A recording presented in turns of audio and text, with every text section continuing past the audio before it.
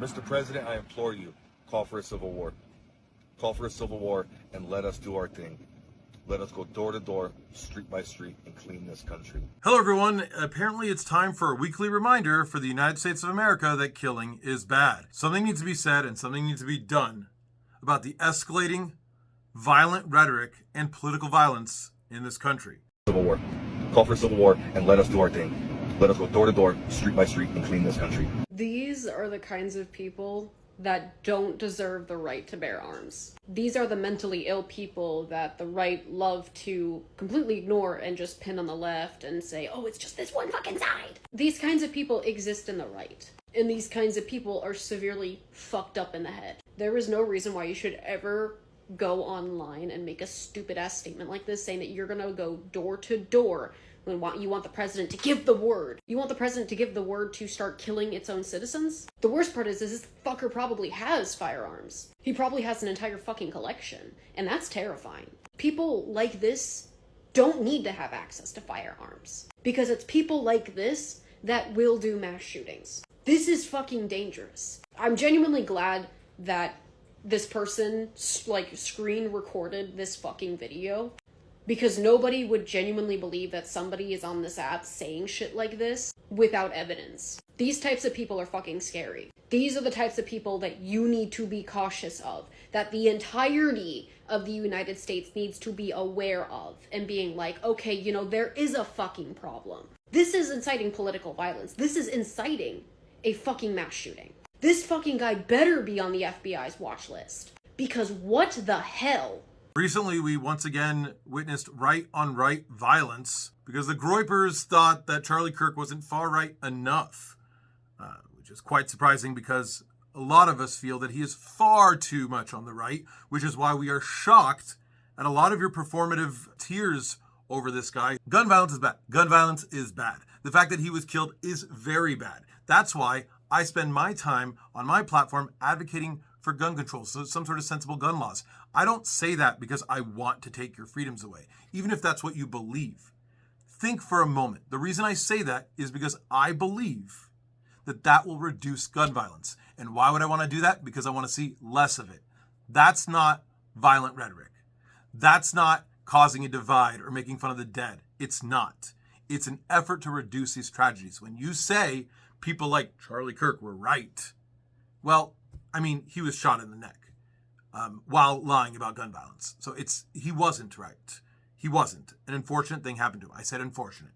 Unfortunate thing happened to him. When I went to college, I've always had something against religious zealots showing up in your free speech area on campus, which is meant for the students, and trying to push some sort of extreme ideology on fucking undergrads who are still learning about the world. They go for them because they're easy targets to manipulate. That's why they go for them. I've always had a problem with those religious fanatics. They're usually very homophobic, very racist, and they take advantage of the fact that we have free speech in a free speech area on campus. Usually a lot of campuses have that, just to push hateful ideology. They're not standing in the free speech area just to say, hey, love immigrants. They're standing there legitimately just to push white supremacy because they know that's where they'll get away with it, or Christian nationalism, which is genuinely the same thing. But for some reason, some people find that sort of grifting endearing. It's not. Nobody on the right has been toning down their violent rhetoric or political violence, even though it's them who killed Charlie Kirk. Instead, they have been misappropriating blame to the left in order to justify more extremism. The fact that the only reactions I've seen to Charlie Kirk's memory have been pitchfork and torches against fellow Americans for having a different opinion than him, even though his own people killed him, is really alarming. So I want to speak to this escalating political violence before it once again goes too far. This kind of shit needs to stop. Lace up your fucking combat boots, boys. Let's give the fucking left what they want. Yo, why y'all motherfuckers start cutting WWE promos when y'all get mad, man? Yeah, it's time to give the left what they want. Lace up your boots, boys. It's gonna be an absolute ripped snorter. Why is it that when Republicans want to look tough, they turn on their camera, go on a children's dancing app, and start threatening random people? What is with this? It is the strangest behavior. I saw you guys do it during COVID, and you just don't stop doing it. It's so weird. No one thinks it's tough that you sat there looking through songs going, which one sounds like a tough guy? This one makes it sound like tough guy. Oh, wait, that's commercial music. It's free tough guy music. That's a tough guy song. What are you, a TikToker now? Let me be clear about something. No one thinks you're tough when you look like Richard from Guess Who. I'm concerned because I'm seeing more and more of this misappropriated rhetoric rather than calls for peace from the violent people. We use words, they use bullets. This is the man who shot Charlie Kirk. This is the man who shot Trump. This is the man who killed Melissa Hortman. This is the man who tried to kill John Hoffman. This is the man who tried to kill Paul Pelosi. This is the man who killed an Obama-appointed judge's son. This is the man who hired hitmen to kill Democrats. This is the man who ran over a left-wing activist and killed her. This is the man responsible for the Austin bombing. This is the man who sent pipe bombs to Obama, Biden, and Hillary Clinton. This is the man who shot Gabby Gifford. This is the man who tried to kidnap Gretchen Whitmer.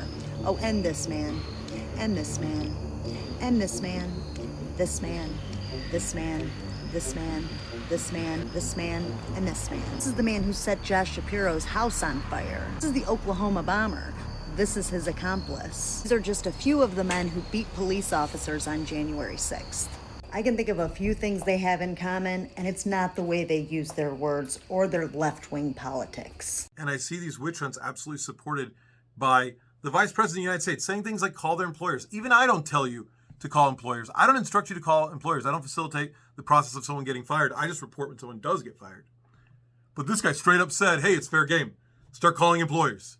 Oh, is it now? Any perceived offensive rhetoric online should be immediately reported to employers. Okay. Now, this Luke guy, of course, took that video down, and instead he has a bunch of religious fanaticism all over his page, which is, really comforting. That's exactly what we want to see after someone has threatened to go on a civil war, threatened to go around door to door murdering his neighbors. Next thing you want to see is that he's a religious fanatic. Oh yeah, now we're really comfortable.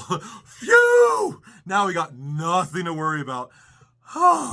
And for a second I was worried, but don't worry. He's dedicated his life to Christ and he wants to go around killing people door to door. Nothing could go wrong here. Nothing at all. Before you guys think that I'm going after Christians or Mormons or whatever, all religions, to me, all religions are the same. All religions are the same. You can either use it to motivate yourself to love other people and spread goodness in the world and be there for other people and empathize and have compassion for other people, or you can do what a lot of people do with a religion, which is to justify your hate, your violence, and your mistreatment of other people.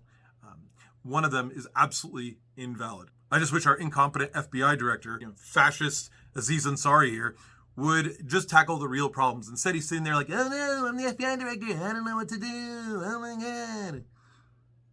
That's my best Aziz that you're going to get. This is shocking. The violent rhetoric is right in front of our eyes and nothing is being done about it. In fact, it seems to be anybody saying, well, I'm not glad he's dead. I'm just glad that there's no one out there pushing for Epstein's #1 client and wrapping him in Jesus and American flags, because that guy was really offensive to me. I mean, it's okay to feel like, okay, at least that messaging won't be out there anymore. It's okay to see a bright light at the end of the tunnel. It doesn't mean you approve of the death. It doesn't mean you approve of violence. And please don't go there. Don't get to that point where you're saying, I'm happy that people are getting shot. Don't go there. We are against people who say that children's death in schools are worth it to protect the Second Amendment. I don't respect that. I don't have to respect that. And if you look at that and go, this guy was my hero, he spoke to my soul. The guy who constantly said that black women don't have the brain power to accomplish what a white person could, and that they take their spots, you're being gaslit by a government that cannot stop lying to you. You're not a bad person for being more concerned about the children being shot up in our schools. You're not a bad person for being more concerned about the children who've died in Gaza, that this specific person did not care about. When people die who spent their life demonizing groups of people, you cannot be surprised when those groups of people feel a sigh of relief that they won't be demonized anymore. It doesn't mean that they approve of violence. It doesn't mean they approve of the killing. Compassion is a two-way street. I have it for you, you have it for me. If you're not willing to give it to me, if you would laugh and celebrate when you see my pain, then do not expect anything from me. If you've never advocated for violence, you don't need to defend yourself. You don't need to take blame. This was a groyper who did it, a right-wing extremist. And like much people on the right, he's obsessed with trans people. It was cute to see them play cancel culture for a week where they're doing the thing that they keep accusing the left of, But now it's time for accountability. If you recognize this terrorist, please reach out.